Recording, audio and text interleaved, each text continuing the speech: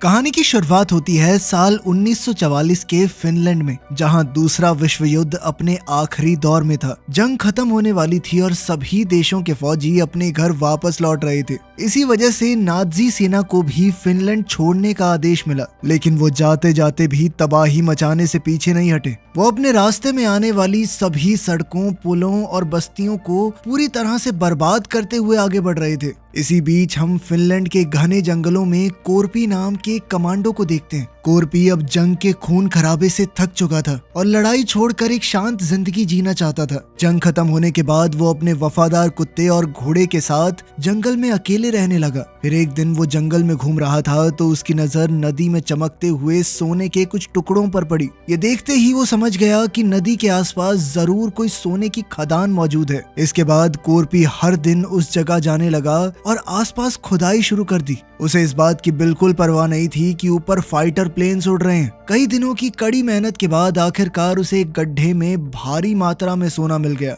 सोना देखते ही कोरपी की आंखों में खुशी के आंसू आ गए, क्योंकि वो जानता था कि अब उसकी जिंदगी पूरी तरह बदल सकती है। उसने इस सोने को अपने टेंट में छुपा दिया और पूरी रात जाग कर उसकी रखवाली करता रहा, क्योंकि उसे डर था कि कहीं कोई आकर उसका सोना न चुरा ले। अगली सुबह कोरपी ने सारा सोना एक बैग में भरा और अपने घोड़े पर सवार होकर वहां से निकल पड़ा। साथ ही उसका वफादार कुत्ता भी उसके पीछे पीछे चलने लगा। कुछ घंटों के सफर के बाद उसकी मुलाकात नाजी सेना के जनरल ब्रूनो से हुई, जो अपने सैनिकों के साथ आगे बढ़ रहा था। ब्रूनो के पास एक खतरनाक टैंक था और उनके साथ फिनलैंड की कई औरतें भी थी, जिन्हें नाजी सैनिक जबरदस्ती अपने साथ ले जा रहे थे। असल में ये सैनिक अपने जिस्म की भूख मिटाने के लिए उन औरतों का गलत फायदा उठाते थे। इसी दौरान हम वुल्फ नाम के एक नाजी सैनिक को देखते हैं, जो एक औरत के साथ जबरदस्ती कर रहा था। कोरपी ने ये सब अपनी आंखों से देखा, लेकिन वो किसी मुसीबत में नहीं फंसना चाहता था, तो वो ब्रूनो और उसके साथियों को अनदेखा करके आगे बढ़ने लगा। कुछ ही पलों में वुल्फ ने कोरपी को मारने के लिए अपनी बंदूक उठाई, मगर ब्रूनो ने उसे रोक दिया। उसके मुताबिक ये बूढ़ा आदमी वैसे ही अपनी मौत के बहुत करीब है। थोड़ी दूर जाने के बाद कोरपी को रास्ते में कई लाशें दिखाई दी। इन सब के कातिल नाजी सैनिक ही थे, लेकिन कोरपी को इनसे कोई फर्क नहीं पड़ा, क्योंकि युद्ध के दौरान उसने भी कई लोगों को इसी तरह बेरहमी से मारा था। अब आगे बढ़ने पर कोरपी को एक ट्रक दिखाई दिया जिसमें 4 नाजी सैनिक मौजूद थे। उन्होंने कोरपी को घोड़े से उतरने को कहा। तभी उनकी नजर कोरपी के बैग पर पड़ी। उन्होंने शक के आधार पर बैग खोला और उसमें सोना देखकर सभी दंग रह गए। तब कोरपी समझ गया कि ये लोग उसका सोना लूटकर उसे मार डालेंगे, इसीलिए उसने सबसे पहले अपने कुत्ते से भागने को कहा। उसे भागते हुए देखकर एक सैनिक ने कुत्ते पर गोलियां चला दी, मगर वो जैसे तैसे भाग निकला। इसके बाद एक सैनिक ने कोरपी पर गोली चलाने की कोशिश की, पर तभी कोरपी ने अपना चाकू निकालकर उसके सर में दे मारा, जिससे उसकी मौके पर ही मौत हो गई। अब बाकी सैनिकों ने भी उस पर हमला बोल दिया, लेकिन कोरपी ने अपने चाकू की मदद से एक एक करके उन्हें मौत के घाट उतार दिया। साथ ही उसने एक सैनिक को ढाल बनाया ताकि वो गोलियों से बच सके। तभी बचे हुए एक सैनिक ने उसे पीछे से पकड़ने की कोशिश की, तो कोरपी ने उसके हाथ को मरोड़कर उसकी गन से ही उसे गोली मार दी। इधर ब्रूनो और उसके साथियों को जब गोलियों की आवाज सुनाई दी तो वो उसे देखने के लिए वापस पीछे गए, लेकिन तब तक तो कोरपी वहां से जा चुका था। तभी ब्रूनो ने देखा कि उसके सैनिकों की पूरी टुकड़ी को किसी ने मार दिया है। उसी समय उसे एक सैनिक की जेब में सोने का टुकड़ा दिखाई दिया, तो वो समझ गया कि उसके साथियों को उसी बूढ़े आदमी ने मारा है और उसके पास ढेर सारा सोना है। अब ब्रूनो ने भी कोरपी का पीछा करने का फैसला कर लिया। थोड़ी देर बाद उसे रास्ते में कोरपी दिखाई दिया और वो तुरंत अपने टैंक से कोरपी पर गोलियां चलाने लगा। ये देखकर कोरपी ने भी अपने घोड़े की रफ्तार बढ़ा दी और जल्दी से वहां से निकलने लगा। इसी चक्कर में कोरपी एक माइन फील्ड में जा पहुंचा, जहां नाजी सैनिकों ने ढेर सारी माइन बिछाई हुई थी। उसी पल ब्रूनो ने अपने साथियों को शूट करने से मना कर दिया और हंसते हुए कहा कि ये बूढ़ा आदमी कुछ ही पलों में खुद ही ब्लास्ट हो जाएगा। तभी अचानक कोरपी के घोड़े ने एक माइन पर पैर रख दिया, जिससे वहां पर जबरदस्त धमाका हो गया और कोरपी बुरी तरह घायल हो गया। इस धमाके में उसके घोड़े ने अपनी जान गंवा दी। फिर ब्रूनो ने वहां आकर देखा कि कोरपी अपना सोना उठाकर बैग में रख रहा था, लेकिन वो वहीं रुक गया और कोरपी को देखता रहा। सच तो ये था कि वो सोना उठाने के लिए माइनफील्ड में जाने का खतरा मोल नहीं लेना चाहता था, इसीलिए वो कोर्पी के मरने का इंतजार करने लगा। अब जैसे ही कोर्पी ने सोना उठाया तो ब्रूनो ने अपने सैनिकों को कोर्पी को मारने का आदेश दे दिया, लेकिन कोर्पी भी कोई ऐरा गैरा फौजी नहीं था। उसने सोने के साथ एक पत्थर उठाया और सीधा एक माइन पर निशाना लगाया, जिससे वहां जबरदस्त धमाका हुआ। ब्लास्ट के धुएं का फायदा उठाकर कोर्पी वहीं छुप गया। अब नाजी सैनिक उसे मारने के लिए धुएं में गोलियां चलाने लगे, लेकिन कोर्पी एक ढाल की मदद से बचता चला गया। थोड़ी देर बाद ब्रूनो ने एक सैनिक को भेजा कि देख क्या बुड्ढा मरा या नहीं, लेकिन तभी एक माइन उड़ती हुई फौजी के करीब आकर गिरी और उसकी मौके पर ही मौत हो गई। अब ब्रूनो ने 2 और सैनिकों को वहां भेजा, लेकिन वो भी माइन के धमाकों में मारे गए। फिर जैसे ही धुआं साफ हुआ तो वो समझ गए कि कोर्पी वहां से भाग गया है। ये देखकर ब्रूनो गुस्से में आग बबूला हो गया। अब उसने 2 फिनलैंड की औरतों को अपनी ढाल बनाकर माइन पार करने का फैसला किया। तब वुल्फ सबसे ज्यादा डरी हुई औरतों को पकड़कर लाया और उन्हें टैंक के आगे चलने को कहा। इधर ब्रूनो ने उस जगह की जांच की तो उसे कोर्पी के कुत्ते का टैग मिल गया। कुछ देर बाद जब नाजी सैनिक माइनफील्ड को पार कर रहे थे तो ब्रूनो ने टैंक के अंदर मौजूद रेडियो के इस्तेमाल से कोर्पी के बारे में जानकारी निकालने की कोशिश की। तब उसे हेड ऑफिस से चेतावनी मिली कि जिस बूढ़े आदमी का वो पीछा कर रहा है उसका नाम कोर्पी है और अगर वो उसे ढूंढ रहे हैं तो तुरंत ये सब बंद कर दें। ऑफिसर ने कहा कि तुम लोग बेहद किस्मत वाले हो जो कोर्पी के साथ आमना सामना होने के बाद भी जिंदा बच गए। असल में दूसरे विश्व युद्ध के दौरान कोर्पी को सबसे खतरनाक कमांडो माना जाता था और कोई भी उससे टक्कर नहीं लेना चाहता था। वहीं ब्रूनो को ये भी पता चला कि युद्ध के दौरान रूसी सैनिकों ने कोर्पी के पूरे परिवार को बेरहमी से मार डाला। अपने परिवार को खोने के बाद कोर्पी बिल्कुल बदल चुका था। वो इतना खतरनाक हो गया था कि उसने अपने सीनियर अफसरों के आदेश तक नहीं माने। आखिर में हालात ऐसे हो गए कि वो अकेला ही जंगल में रूसी सैनिकों का शिकार करने लगा। तब से लेकर अब तक कोर्पी अकेले 300 से ज्यादा रूसी सैनिकों को मौत के घाट उतार चुका है। अंत में ऑफिसर ने ब्रूनो से साफ शब्दों में कहा कि ज्यादातर लोग कोर्पी को अमर मानते हैं और उसके पीछे जाना खुद मौत को दावत देने के बराबर है। लेकिन ब्रूनो को इस चेतावनी से ज्यादा फर्क नहीं पड़ा। उसने कोर्पी का पीछा जारी रखने का फैसला किया। असल में नाजी सेना को युद्ध हारने के बाद बहुत कड़ी सजा मिलने वाली थी और ब्रूनो अब उस सोने के दम पर रिश्वत खिला के अपनी सजा से बचना चाहता था। इसी लालच की वजह से वो किसी भी कीमत पर कोर्पी से सोना छीनना चाहता है। तभी हम कहानी में वापस कोर्पी को देखते हैं। रास्ते में उसे एक जला हुआ ट्रक दिखाई दिया और वो वहीं ट्रक के पीछे लेटकर छुप गया। उसने अपने शरीर में फंसी गोलियों को चाकू की मदद से निकाला और दर्द से कराहते हुए अपने जख्मों पर धूल डाली ताकि खून रुक जाए। थोड़ी ही देर में कोर्पी का कुत्ता भी वहां आ गया, लेकिन कोर्पी ने उसे पास ना आने का इशारा किया, इसीलिए उसने दूरी बनाए रखी और दूर से ही उसे देखता रहा। अब ज्यादा खून बहने और थकान की वजह से कोर्पी की आंख लग गई। इधर कुछ ही घंटों में नाजी सैनिक उस इलाके में आ पहुंचे। उनकी आहट सुनते ही कोर्पी की नींद खुल गई और उसने देखा कि नाजी फौजी उसे ढूंढने के लिए खोजी कुत्तों का सहारा ले रहे हैं। हालात भांपते हुए कोर्पी तुरंत ट्रक के नीचे छुप गया और वहां से उनकी हर हरकत पर नजर रखने लगा। फिर जैसे ही नाजियों का ट्रक आया, कोर्पी तुरंत चुपके से उनके ट्रक के नीचे घुस गया और उसके फ्यूल टैंक को काट दिया। जल्द ही पेट्रोल उसके शरीर पर गिरने लगा, जिससे उसके शरीर की गंध दब गई और कुत्तों को उसके होने का कोई सुराग नहीं मिला। मजबूर होकर नाजी सैनिकों ने कोर्पी को पकड़ने के लिए एक नया आइडिया लगाया और वहीं पर डेरा डाल लिया। थोड़ी देर बाद जब कोर्पी ने वहां से निकलने की कोशिश की तो अचानक एक कुत्ते ने उसे देख लिया और जोर जोर से भौंकने लगा। इस वजह से सैनिकों का पूरा ध्यान उस पर चला गया और वो कोर्पी पर गोलियां बरसाने लगे। इस दौरान एक गोली सीधा कोर्पी के पैर में जा लगी, फिर भी वो हिम्मत दिखाते हुए वहां से भाग निकला। ये सब देखकर ब्रूनो ने अपने कुत्तों को कोर्पी के पीछे छोड़ दिया। अब कुत्तों से जान बचाने के लिए कोर्पी ने अपने शरीर में आग लगा ली और पास ही झील में कूद गया। सैनिक तो अब भी उस पर अंधाधुंध फायरिंग कर रहे थे, पर ब्रूनो ने उन्हें रोक दिया और कोर्पी के झील से बाहर आने का इंतजार करने लगा। अब काफी देर हो चुकी थी पर कोर्पी झील से बाहर नहीं आया था। फिर जैसे ही उसने झील से निकलने की कोशिश की तो सैनिकों ने ताबड़तोड़ फायरिंग शुरू कर दी और वो दोबारा पानी में चला गया। कुछ ही पलों में उसने झील के पानी में खून फैला दिया ताकि सबको लगे कि कोरपी मर चुका है। ये सोचकर 3 नाज़ी सैनिक सोना निकालने के लिए एक नाव लेकर झील के बीचों बीच पहुंचे। उनमें से एक सैनिक पानी में उतरा, लेकिन अचानक कोरपी ने उसे पकड़कर अपने चाकू से मार डाला। देखते ही देखते पानी की सतह खून से लाल हो गई। ये मंजर देखकर ब्रूनो ने दूसरे सैनिक को पानी में भेजा, पर उसका भी यही हश्र हुआ। अब तीसरा फौजी तो डर के मारे घबरा गया और नाव लेकर भागने लगा, लेकिन ब्रूनो ने गुस्से में आकर उसे वहीं गोली मार दी। उसी समय अचानक कोरपी झील के पानी से बाहर आ गया और गोलियों से बचने के लिए तीसरे सैनिक की लाश को अपनी ढाल की तरह इस्तेमाल करते हुए वहां से भाग निकला। तभी ब्रूनो की नजर झील के किनारे खड़े कोरपी के कुत्ते पर पड़ी, जो अपने मालिक तक ना पहुंच पाने की वजह से बेबस होकर रो रहा था। कोरपी के कुत्ते को देखकर ब्रूनो के दिमाग में एक नया और खतरनाक प्लान तैयार हो गया। दूसरी ओर लगातार कई घंटे चलते रहने के बाद कोरपी आखिरकार एक शहर में पहुंचा, लेकिन वो शहर पूरी तरह उजड़ा हुआ था।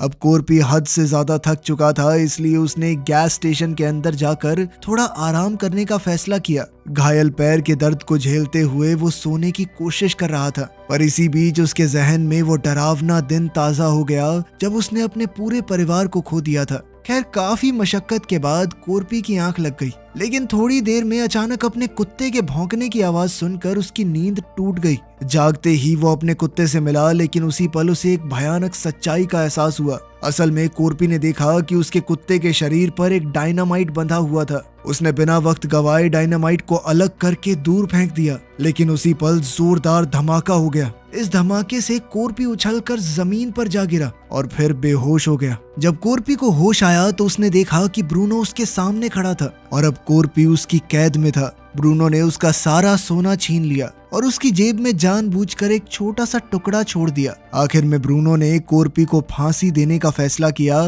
लेकिन कोरपी अभी भी मरा नहीं था। असल में उसने फांसी से बचने के लिए अपना पैर लकड़ी में लगी हुई एक कील के सहारे टिका लिया था। इसके बाद कोरपी ने अपने दूसरे पैर को भी धीरे धीरे लकड़ी पर टिकाया। उसे दर्द बहुत हो रहा था, लेकिन इस तरह उसने मौत के फंदे से खुद को बचा लिया। वहीं उसका वफादार कुत्ता उसके पास ही बैठा रहा और चुपचाप अपने मालिक के नीचे उतरने का इंतजार करने लगा। इसी तरह पूरी रात गुजर गई। सुबह होते ही एक प्लेन वहां पर लैंड हुआ। प्लेन की तेज हवा से कोरपी की गर्दन पर बंधी हुई रस्सी टूट गई और वो नीचे जमीन पर जा गिरा। थोड़ी देर बाद प्लेन से 2 पायलट बाहर निकले और फ्यूल की तलाश करने लगे। तभी उनकी नजर कोरपी और उसके कुत्ते पर पड़ गई। एक पायलट ने अपने साथी को उन दोनों को गोली मारने को कहा, लेकिन दूसरा पायलट डर के मारे हिचकिचाने लगा। इसी मौके का फायदा उठाकर कोरपी ने अचानक पायलट के पैरों पर वार कर दिया। पायलट बैलेंस बिगड़ने से नीचे गिर गया और उसका सर एक पत्थर पर जोर से टकरा गया, जिससे वो वहीं बेहोश हो गया। अभी दूसरा पायलट आगे बढ़ रहा था, लेकिन कोरपी ने फुर्ती से एक ईंट उठाकर उस पर हमला बोल दिया। इस वक्त कोरपी को लगा कि अब शायद वो अपना खोया हुआ सोना कभी वापस हासिल नहीं कर पाएगा और उसने ब्रूनो का दिया हुआ सोने का टुकड़ा भी वहीं जमीन में दफना दिया। लेकिन तभी उसकी नजर बेहोश पड़े दूसरे पायलट पर गई, क्योंकि वो अभी भी जिंदा था। यहीं से उसके दिमाग में एक नया प्लान बना। उसने इसी पायलट के प्लेन के सहारे ब्रूनो तक पहुंचने का फैसला किया ताकि वो अपना सोना वापस पा सके। लेकिन आगे बढ़ने से पहले कोरपी ने अपने पैर में धसे हुए मेटल के टुकड़े निकाले और दर्द की परवाह किए बिना घाव को आग से जलाकर एक तार की मदद से कसकर बांध दिया। ये सब देखकर वो पायलट तो डर के मारे पूरी तरह सहम गया। इसके बाद कोरपी ने अपने वफादार कुत्ते को वहीं छोड़ दिया और अकेले ही प्लेन में बैठकर ब्रूनो की तलाश में निकल पड़ा।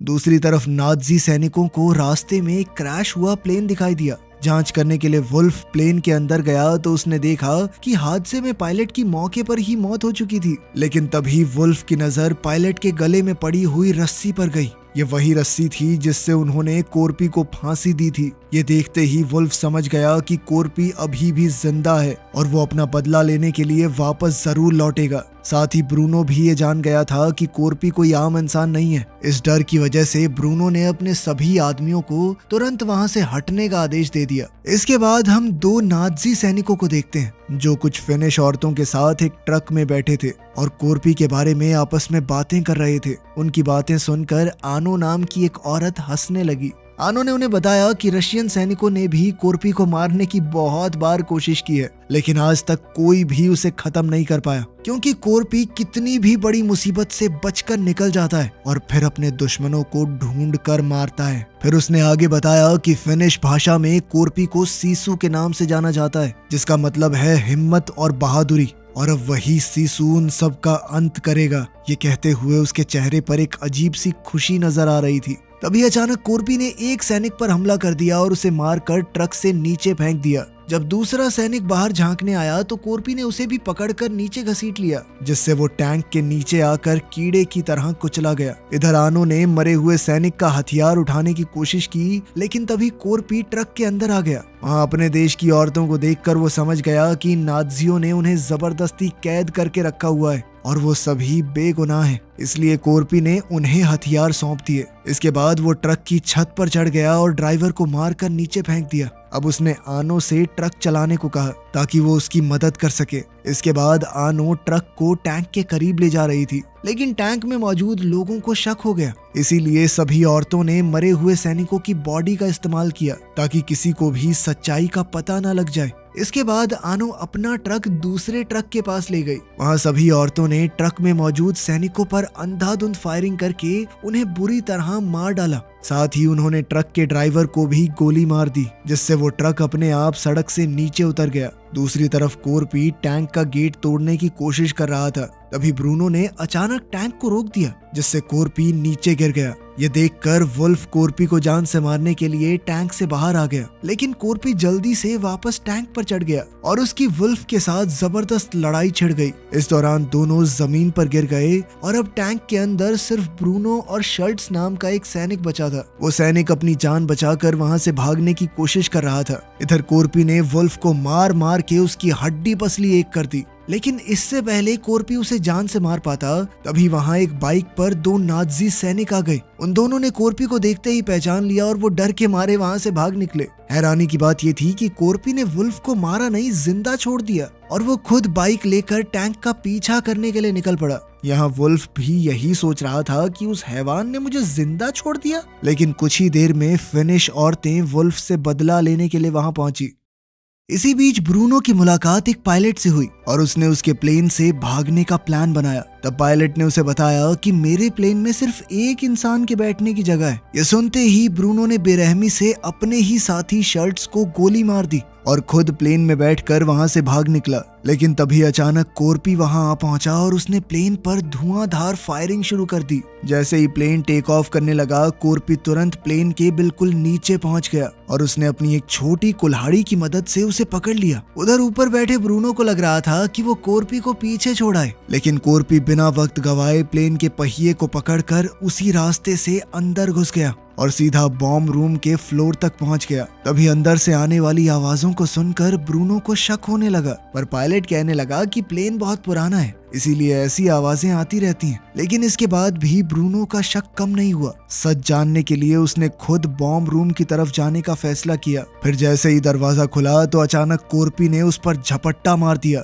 और देखते ही देखते दोनों के बीच में भयानक फाइट शुरू हो गई। अपने गहरे जख्मों की वजह से कोर्पी कमजोर पड़ रहा था और ब्रूनो उस पर भारी पड़ रहा था, लेकिन कोर्पी हार मानने को तैयार नहीं था। इसी बीच ब्रूनो ने उस पर एक मेटल बेल्ट से जोरदार हमला किया, पर कोर्पी ने उस बेल्ट को पकड़ लिया और उसे एक बम के साथ बांध दिया। अगले ही पल वो बॉम्ब प्लेन से नीचे जा गिरा और उसके साथ ही ब्रूनो भी नीचे गिर गया और फिर एक जबरदस्त ब्लास्ट के साथ ब्रूनो का खेल खत्म। अब कोर्पी थोड़ी देर के लिए तो सुकून चाहता था, लेकिन तभी प्लेन का कंट्रोल बिगड़ने लगा और वो तेजी से नीचे की तरफ झुक रहा था। तब जाकर कोर्पी को एहसास हुआ कि ब्रूनो से लड़ते वक्त पायलट को भी गोली लग गई थी, जिस वजह से उसकी मौत हो गई। अब कोर्पी के पास बचने का कोई चारा नहीं था। उसने अपना सोना मजबूती से पकड़ लिया और अपनी मौत के लिए तैयार रहा। कुछ ही पलों में प्लेन सीधा एक दलदल में जाकर क्रैश हो गया। इसी दौरान फिनिश यूनिट के सैनिकों ने एक नाज़ी टैंक को अपनी तरफ बढ़ते हुए देखा और वो हमले के लिए तैयार हो गए।